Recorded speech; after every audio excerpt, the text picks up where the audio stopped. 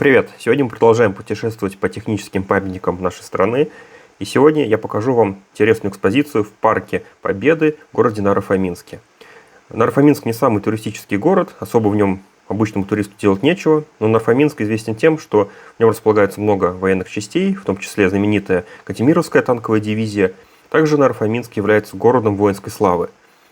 Недалеко от Наро-Фоминска в 1941 году, буквально не доезжая 5 километров, остановили немецких захватчиков. Собственно, этому событию и посвящен Парк Победы. И самым интересным экспонатом в этом парке является инсталляция с истребителем МиГ-17 на такой вот интересной стеле в формате советского конструктивизма. Причем самолет не просто стоит, как он бывает это в парках или в музеях. Он называется «Ввысь», «Вверх». Можно подробно разглядеть его днище, крылья, верхней поверхности. И при этом обратите внимание, как у него сзади интересно изображено пламя, изображающее огонь из сопла двигателя. Все-таки это довольно такой харизматичный, интересный памятник советскому авиастроению и летчикам. Собственно, памятник именно посвящен летчикам.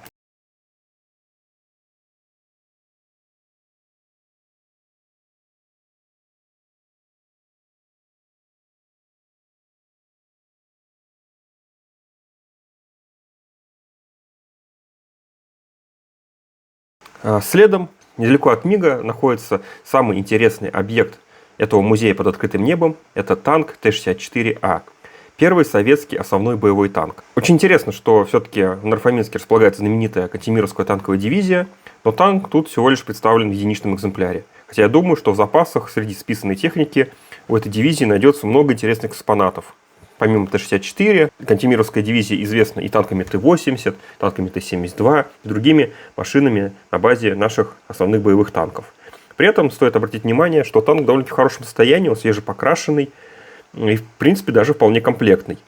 У него есть даже габаритные огни, передние, задние. Нету топливных баков. Зато есть интересный инвентарный номер, но, наверное, он больше относится все-таки к музею. То есть его зарегистрировали как имущество музея. Единственное, что мне не нравится в таких памятниках, это то, что катки обрамляются белой краской. Не знаю, мне кажется, так, он как не очень аутентично выглядит. Мне больше нравится, когда машина либо совсем уж ржавая такая, боевая, либо без вот этих знаков. Тем не менее, танк Т-64 редко можно где увидеть в нашей стране. Так что один из немногих экземпляров сохранился в этом парке и доступен бесплатно для осмотра.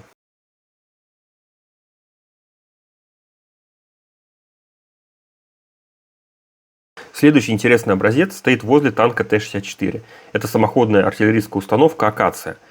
Довольно-таки мощное орудие, сочетает в себе хорошую подвижность. Вообще, советская танковая школа славится неплохими самоходными артиллерийскими орудиями. Самоходная установка также в довольно-таки хорошем состоянии, но, не знаю, вот мне лично портит вид белые каймы у катков. Ну, как-то это слишком парадный флер, все-таки. «Акация» — это не парадная машина, это полноценная боевая машина с хорошей боевой историей. Применялась она практически во всех современных боевых конфликтах в Афганистане, в Чечне, сейчас в том числе на Украине. Обратите внимание на характерные сварные швы. Интересно, что на бортах боевой машины отсутствует шансовый инструмент. Видимо, его сняли, чтобы посетители не прибрали к себе.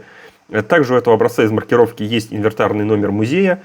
При этом свежевыкрашенные гусеницы, что довольно-таки редко бывает на настоящих боевых машинах. Обратите внимание на интересный сварной шов у командирской башенки и саму командирскую башенку. Это довольно-таки интересно выделяет эту боевую машину от себе подобных.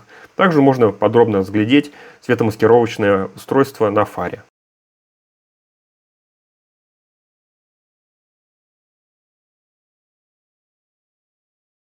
Далее можно разглядеть классику советских танковых музеев и вообще парков такого назначения.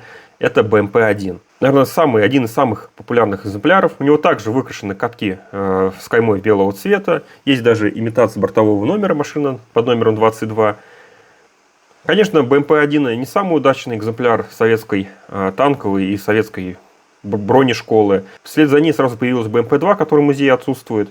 Но, тем не менее, первая БМП оставила неизгладимый след на мировое танкостроение, как концепцию боевой машины пехоты, то есть боевой машины, которая, в отличие от БТР, может непосредственно сопровождать танки в бою имея примерно такой же уровень защищенности. Конечно, советские и российские БМП ругают за неудобство расположения экипажа, в том же Брэдли, там, условно говоря, или Мардере.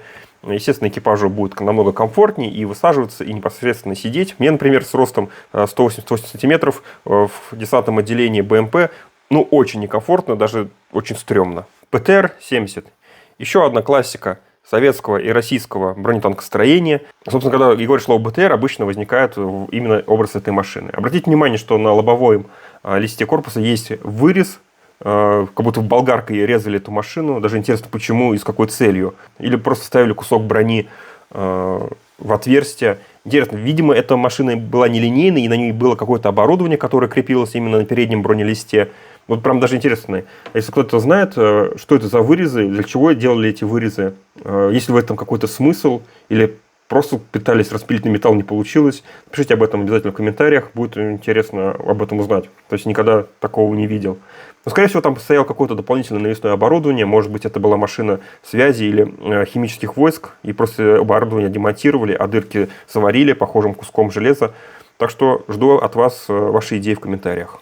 Собственно, танковая экспозиция на БТР-70 и заканчивается, зато есть довольно-таки богатая экспозиция артиллерийских орудий. В частности, это гаубица Д-20. При этом гаубица неплохо сохранилась, у нее даже есть прибор наведения, и даже осталась табличка с параметрами стрельбы. Так что просто посмотрите, насладитесь кадрами. Довольно-таки интересно эти боевые машины, боевые орудия смотрятся в осеннем лесу среди желтых листьев.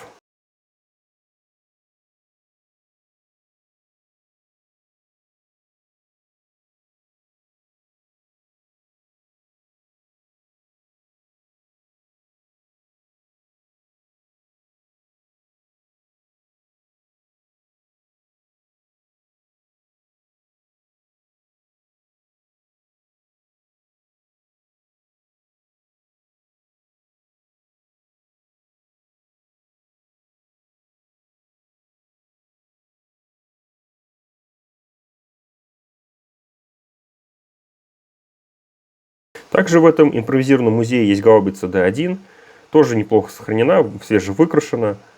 Так что, как памятник, тоже можно вполне интересно рассмотреть.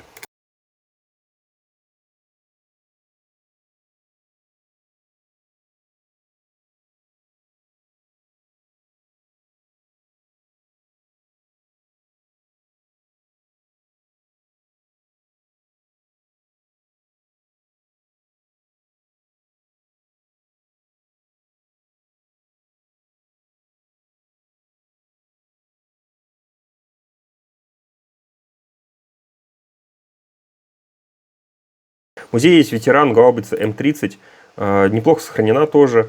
Вообще, это ветеран Великой Отечественной войны, легендарная пушка.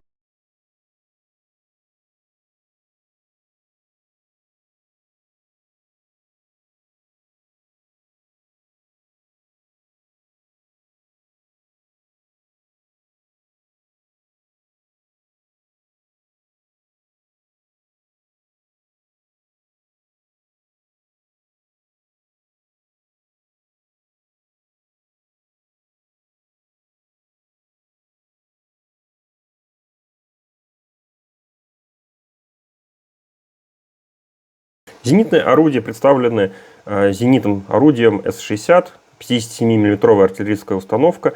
Это, в принципе, классическое зенитное орудие послевоенной эпохи для Советского Союза. И это орудие можно встретить во многих музеях. Например, в музее Вадима Задорожного таких артиллерийских систем даже 2 или 3 штуки.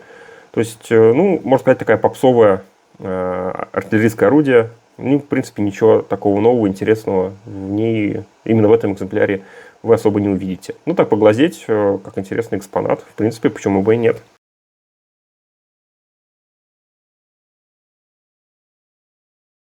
Заканчивает экспозицию пушка Д-44. Это последний экспонат музея под открытым небом в городе Наро-Фоминске. Напоминаю, что это Парк Победы, город Наро-Фоминск. Вход абсолютно свободен в любое время дня и ночи. Мне повезло, была дождливая погода, и поэтому посетителей не было, и можно было все спокойно отснять. В принципе, очень рекомендую посещение этот музей. В Наро-Фоминске довольно-таки много памятников военной техники, и о них я как-нибудь расскажу в следующих видео. Пока!